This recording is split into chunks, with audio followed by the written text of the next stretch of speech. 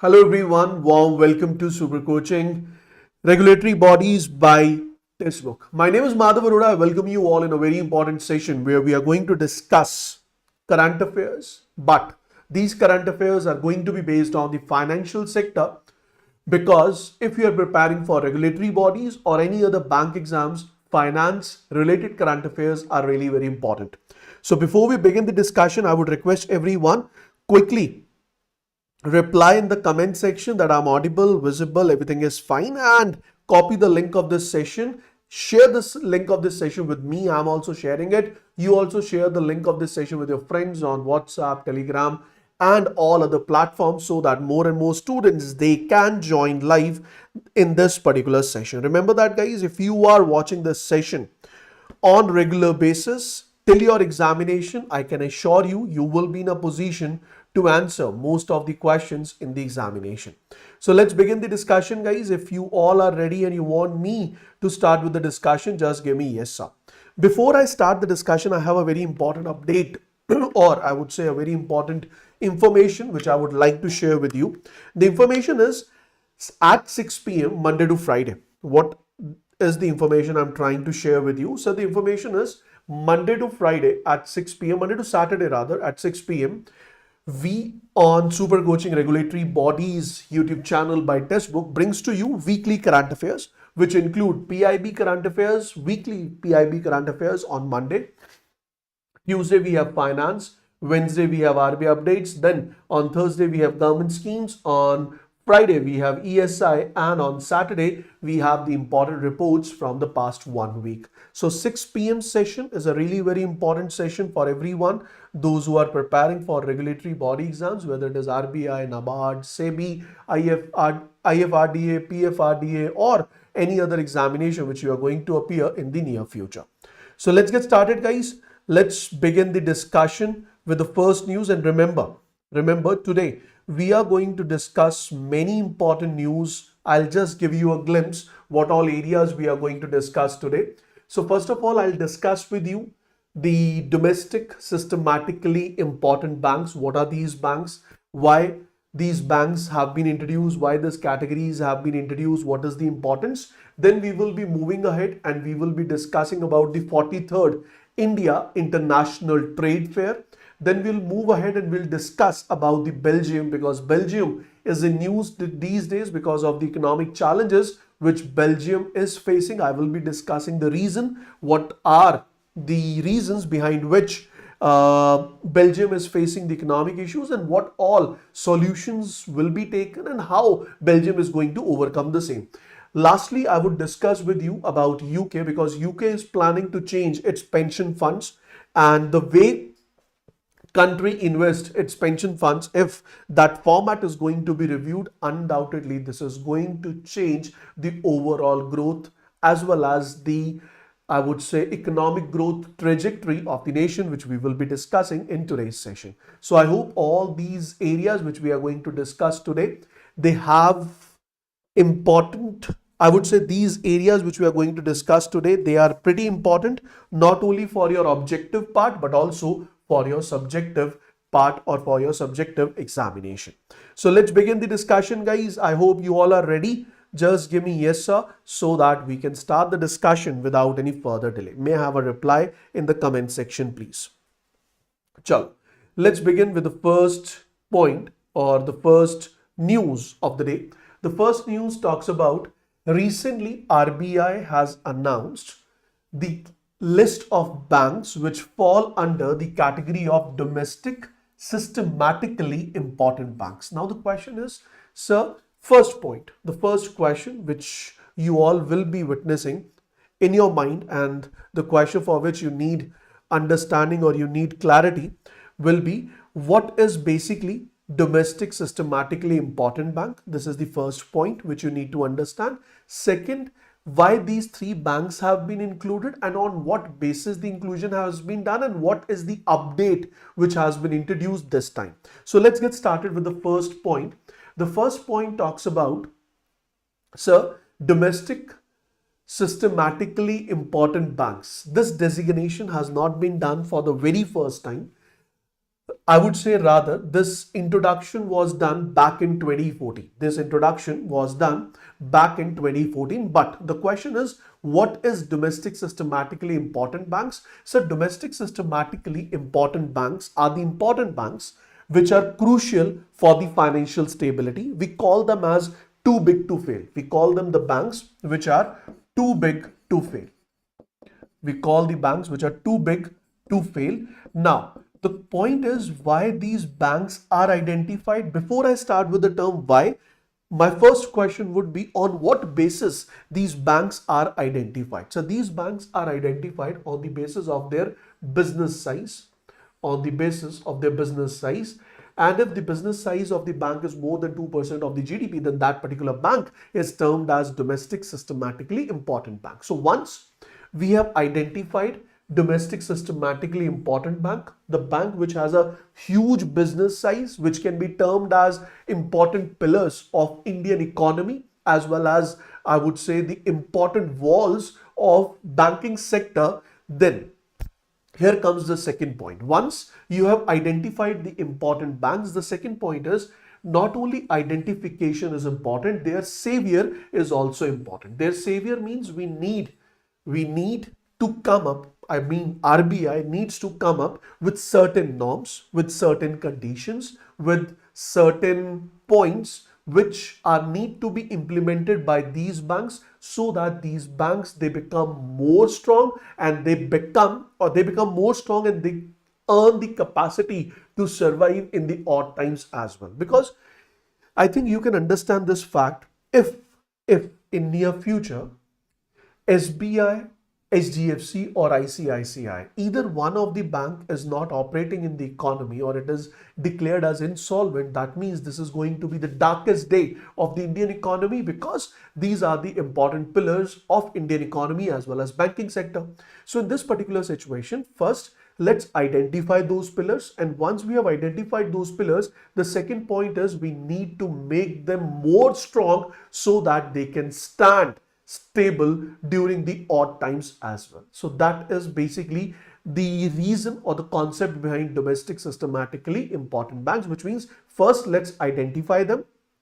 Secondly, after identifying them, let's make them more strong so that they can stay safe, they can stay strong, and they can help the economy to survive during the odd times. I hope the point is clear to you. So domestic systematically important banks, they must maintain higher capital buffers. Now the question is how you can make these banks strong. So in order to make these banks strong, it has been given that these banks should maintain higher capital buffers. If they are holding high capital buffers, they have a high capacity to observe the risk, or they have a high capacity to observe the losses during the, I would say, unexpected times or during the times of financial crisis. So this is the first point related to the domestic systematically important banks. Now let's reach back and let's start the discussion from starting. So recently Reserve Bank of India has reaffirmed the status of SBI,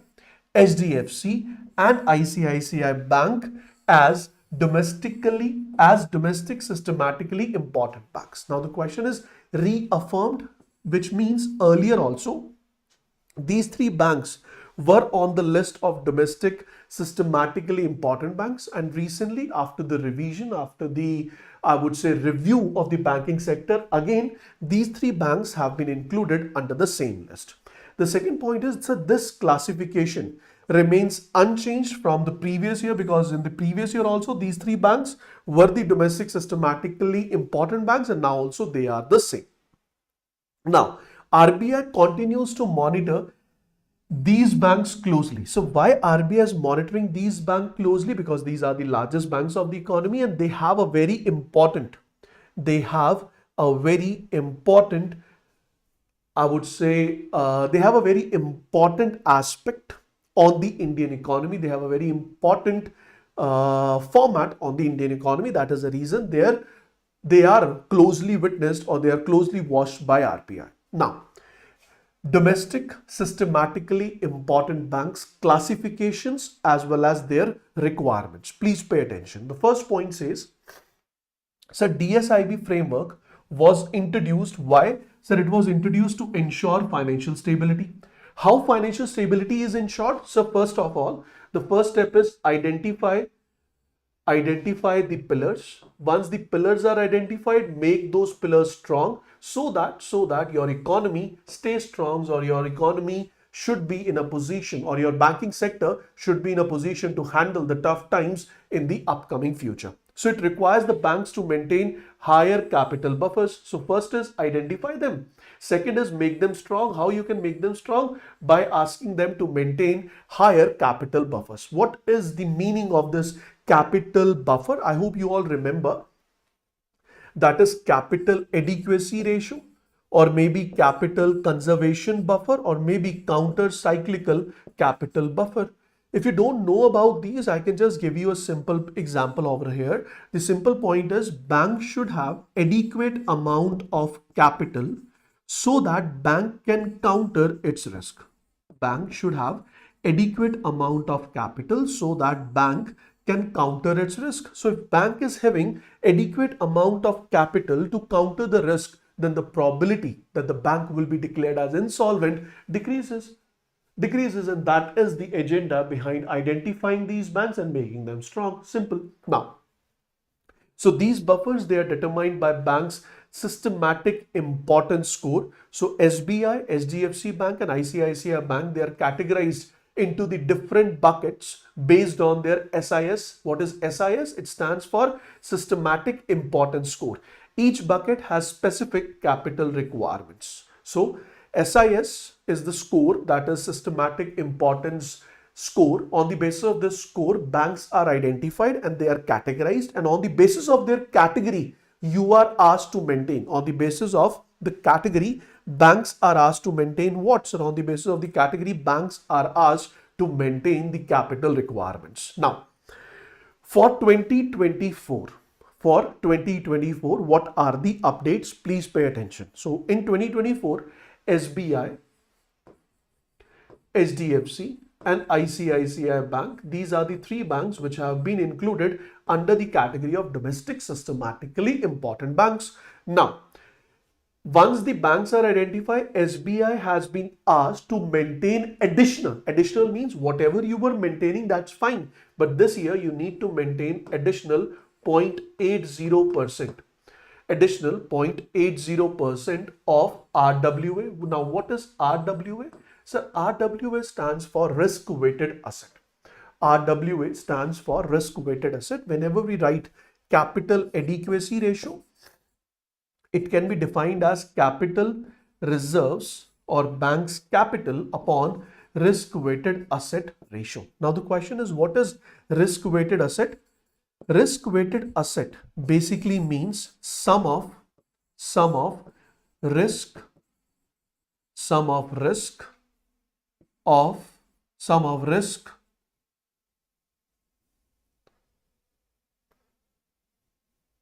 I would say sum of bank's risk. Now, the moment I say sum of bank's risk, it means I am including all the risk, whether it is credit risk, business risk, liquidity risk, or operational risk. All the risks are included. So sum of all the risk on the bank is termed as risk-weighted asset, and against this risk-weighted asset, we need to maintain reserves. Now, if SBI is maintaining, or if I say capital adequacy ratio, it is basically 9% as decided by RBI. Capital conservation buffer is basically 2.5%, which is decided by RBI. Counter cyclical conservation buffer is also 2.5%, 0 to 2.5% as per RBI, these are the norms given by BIS. Now, let's say SBI is maintaining this 9, maintaining this 2.5, maintaining this also 2.5. So total becomes 14%. So 14% of RWA is the minimum reserve which every bank is maintaining. But because SBI falls under the topmost category as per the systematic importance score, so SBI has been asked to maintain additional 0.80% of RWA. Earlier, SBI was also maintaining a higher side reserve. Earlier, the additional was 0.60%. But now this 0.60% has been increased to 0.80%. For HDFC Bank, it has been increased to 0.40%. And for ICICI, the additional reserves is going to be 0.2% of the bank's respective RWA, that is risk weighted asset. Now you need to remember, starting from 1st April 2025, DSIB surcharge for SBI, HDFC Bank will increase, which means SBI surcharge will increase to 0.80% and HDFC will increase to 0.40%.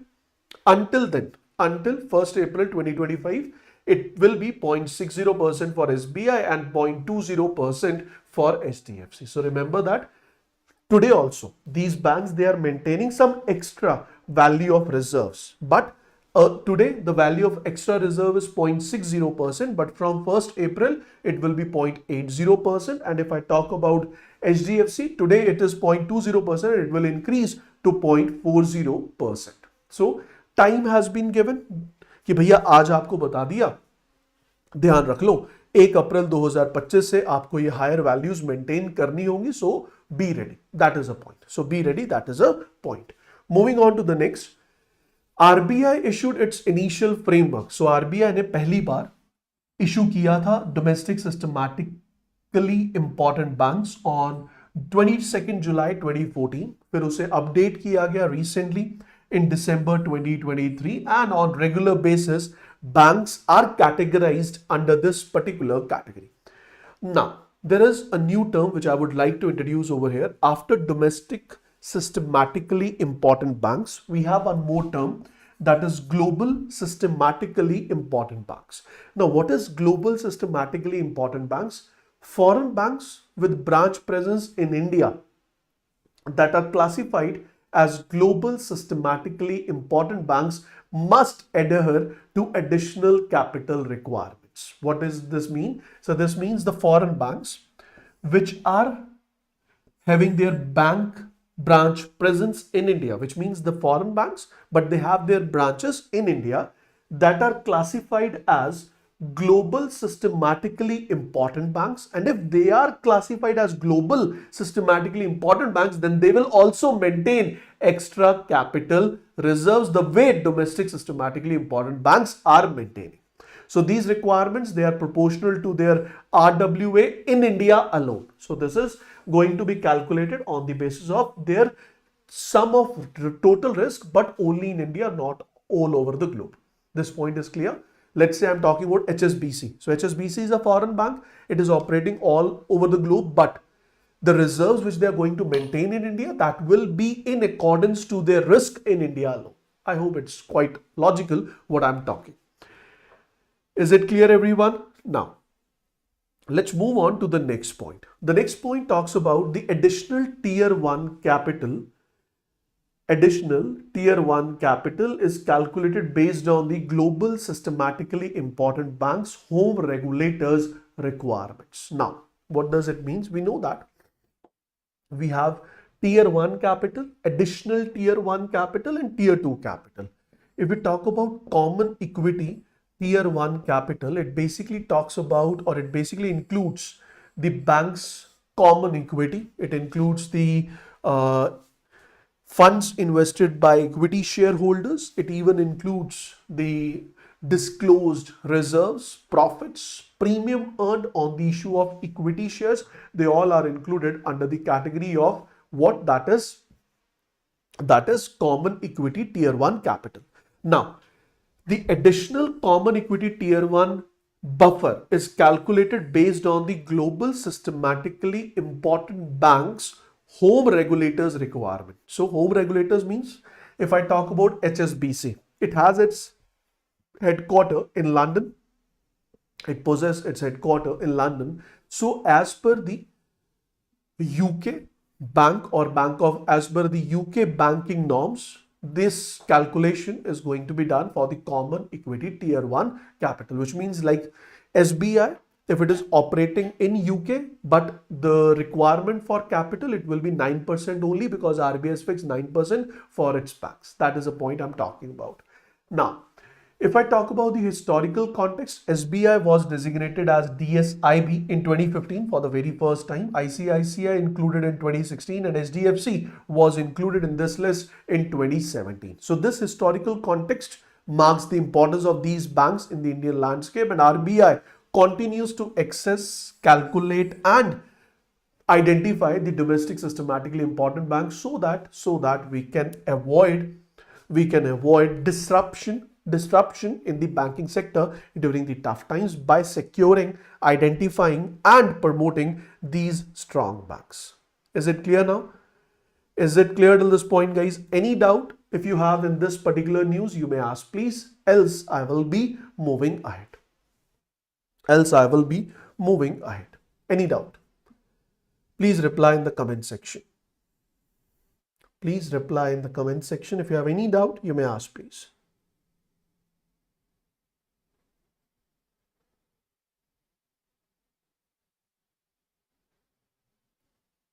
Done, guys? Shall we move ahead? Just give me yes, sir. If it is clear and you want me to move ahead, just give me yes, sir. Chali, let's move on to the next news. The next news is a news which has a great probability that it can be asked in the objective format, that is related to the international trade. So what is this news all about? So it is India International Trade Fair from 14th of November to 27th of November 2024. Let's discuss about this and let's discuss what kind of questions can be framed from the same. So I'll start with the first point. The first question which can be asked, that is, which edition of India International Trade Fair has been started in New Delhi? So the answer would be 43rd. So first question is 43rd India International Trade Fair commenced on 14th November 2024. Second question is 43rd India International Trade Fair commenced on 14th November in which city? Then the answer is New Delhi. But you also remember Bharat Mandapam. Mandapam Complex in New Delhi. Second point is Union Commerce and Industry Minister Piyush Goyal inaugurated this event. So the next point is who inaugurated India International Trade Fair, which is the 43rd edition, and it is going on in New Delhi. But the question is who inaugurated this? So this inauguration was done by none other than Union Commerce and Industry Minister. The name is Piyush Goyal. So what is the aim behind this India International Trade Fair? So the aim behind India International Trade Fair is it aims to promote India's vision of self-reliance. It is aiming to promote India's vision of self-reliance, India's vision of self-dependent, India's vision of self-capable by 2047, as well as to achieve the title of developed economy. So the theme is Viksit Bharat at the rate 2047. So next important question which can be framed is, so what is the theme of India International Trade Fair? So the theme of India's International Trade Fair is Viksit Bharat at the rate 2047. Got it? Next point is what are the objectives? Obviously the objective is trade fair. It basically focuses on showcasing India's ambition for economic growth. It serves as a platform for local businesses to connect with international market. The fair aims to enhance consumer choice by introducing global exhibitors, and it is designed to facilitate trade and investment opportunities in the country. One important term, that is ITPO. There could be a question. ITPO stands for, so remember that ITPO stands for India Trade Promotion Organization. So recently during this inauguration, Piyush Goyal ji, he has announced the plan to upgrade India Trade Promotion Organization. So the goal is basically to transform India Trade Promotion Organization into a world-class agency. So India Trade Promotion Organization is going to be transformed into a world-class agency, and this transformation is very important if India wants to become one of the important or leading designation or leading destination for MICE activities? Any idea, guys? What do you understand by the word MICE facilities? Any idea? Have you heard this term earlier? MICE. Can you give me the full form? Anyone? Anyone out there who all are live? Have you ever heard this term MICE? And can you give me the full form of this particular term, that is MICE?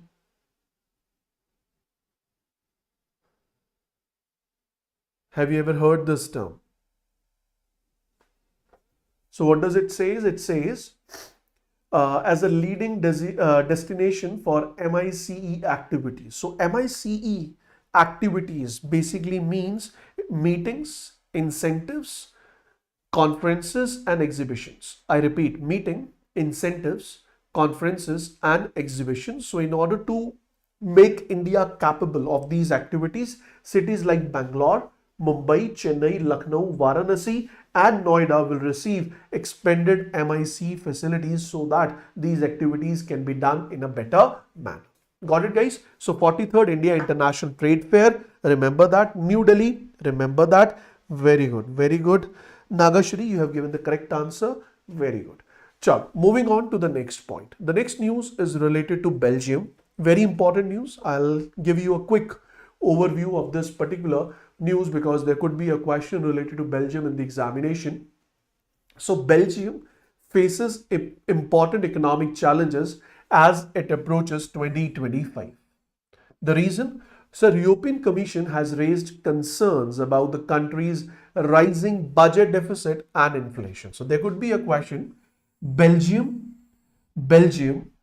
is facing important challenges and these challenges may get severe as we approach 2025. Why? So the answer is the reason or the factors which are responsible for economic challenges in Belgium is increasing budget deficit and inflation. You all know inflation, but if you don't know budget deficit basically means difference between government's total expenditure and government's total receipts. So if your expenditure is greater than receipts, that amount is known as deficit, and if the deficit increases, which means in order to overcome this deficit, country will borrow. If country is borrowing, country's liability is increasing, country's interest payment will increase, and there could be a situation where country may land up in a situation where country may not be able to service its debt, which means country may not be able to pay its interest rate or pay back its liability, and then the country will be declared as a nation under crisis. So that is a point of worry. So without policy changes, the deficit could reach 4.9% of GDP. 4.9% of GDP. So increased spendings on what are the reasons of budget deficit? So the reasons of budget deficit is increased spending on pension and social benefits along with higher interest payment on national debt contributes to this situation. So in Belgium, budget deficit is increasing, but the question is why? Why budget deficit is increasing? Then my answer is, so budget deficit is increasing because of two reasons. First one is increase in expenditure or government spendings on pension and social benefits, and second is increase in interest rate. Second is increase in interest rate on national debt. So Belgium economy is projected to grow by 1.1% in 2024 against Indian economy, which is expected to grow around 7%. And next year it will grow by 1.2%, and next to next year it will grow by 1.5%. While Belgium growth is more than that of Germany and France, but it is behind Netherlands and Luxembourg. Economic stability remains priority for the policy making authorities in Belgium. Remember the data. Now moving on to the second part, that is inflation. So inflation in Belgium is set to reach 4.4%. Now you must be thinking that in India we consider 4% inflation rate as controlled inflation rate. If you have understood or if you have learned this concept from me, I have given you this answer n number of times. Control inflation rates are not fixed for every economy. They depend on the size of the economy. They depend on n number of other factors of an economy. For India, 4% is considered as the best inflation rates, but it may not be the best inflation rates for other countries as well.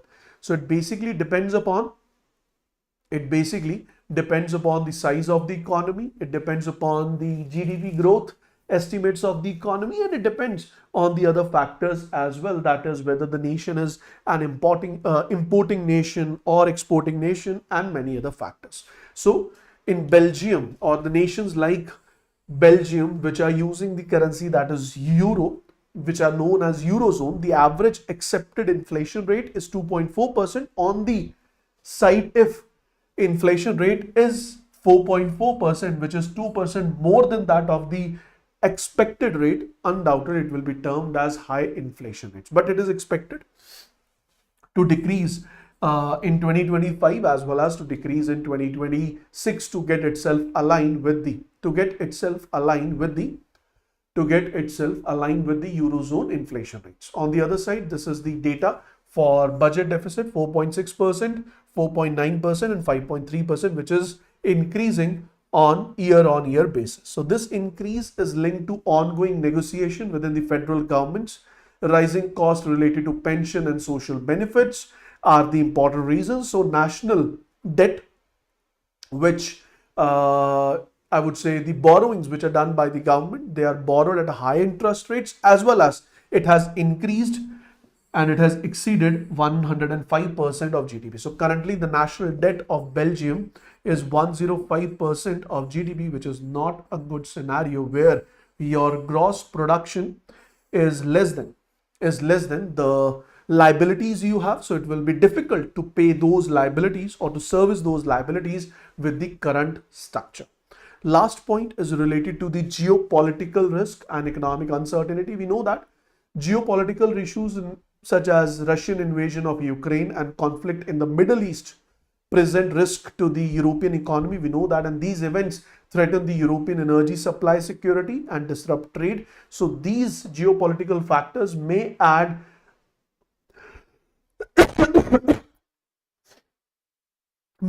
oil to the fire, which may impact the Belgium economy in a worse format in the near future. So these are the points which you need to remember related to Belgium. Moving on to the last news of the day. The last news talks about UK. The last news which we have, it is related to UK. So what is this news all about? Please pay attention. If I talk about this particular news, what does it say? So UK government is aiming to create substantial mega funds through an important overhaul of pension system. Now the first point is, so what do you understand by the term mega funds? If this question is asked to you, then your answer should be, so mega funds are large pension funds which are designed to enhance investment capacity. They aim to consolidate smaller schemes, and this initiative seeks to drive economic growth and improve retirement savings. So mega funds is basically large pension fund which is basically designed to enhance investment capacity. So they aim to consolidate the smaller schemes in order to turn those smaller schemes into a huge amount, and that huge amount will be invested in one go, so that we can earn good on that investment, and that earning will not only be beneficial for the pension fund holders, but it will be also beneficial for the entire economy as a whole. Now let's discuss the news which we have. So the finance minister, the name of the finance minister of UK is Rachel Reeves. So Rachel Reeves announced plans to attract around 80 billion pounds, which is around $102 billion in new investment. So this initiative addresses the chronic underinvestment of UK pension funds in the local assets. So they call that currently the UK investment or the UK pension funds are underinvested. They are underinvested in the local assets. So it also responds to the recent economic stagnation which is witnessed in the economy, and obviously it will attribute to insufficient domestic investment if the same will be carried out. So UK pension fund have historically underinvested in domestic projects, which has contributed to lackluster economic growth. So in order to overcome this, many pension schemes lack the scale to engage in large infrastructure projects. So government seeks to rectify this issue and consolidate those small schemes into one. So REAP plans to consolidate approximately 60 defined contribution schemes and 86 local government pension scheme. I hope you understand. Contribution scheme means when you contribute from your salary and that contribution is paid back to you once you retire. And the other one is pure pension, which is given by the government. So 60 contribution schemes and 86 government pension schemes will be consolidated. So this consolidation will enhance cost efficiency. Larger funds can pursue important investment in infrastructure such as roads, railways, and the goal is to create fund capable of managing 25 to 50 billion pounds or more.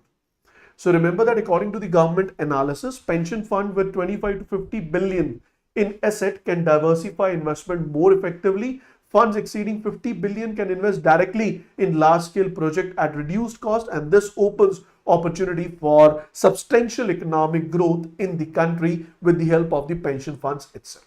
So in short, if I conclude the discussion, the conclusion will be UK government is now planning to consolidate all its pension schemes.